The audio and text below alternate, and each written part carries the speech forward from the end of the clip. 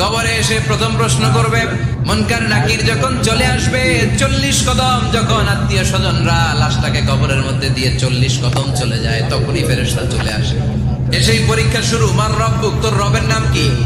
আমরা বলবো রব্বি আল্লাহ। দ্বিতীয় প্রশ্ন, ওমা দীনুক, তোমার ধর্মের নাম কি? আমরা কি বলবো? তৃতীয় প্রশ্ন, বিশ্বনবীর চেহারা দেখিয়ে বলা হবে, আতাআরিফু হাদার রাজুল, এই লোকটারে চিনো নাকি? আমরা বলবো চিনি, আমাদের প্রাণের নবী। সব প্রশ্নের উত্তর তুমি পেরেছো। ফায়ুফসাহু লাহু কবরুহু 70 যিরান, আপনার কবরটারে 70 হাত লম্বা করে দেয়া হবে।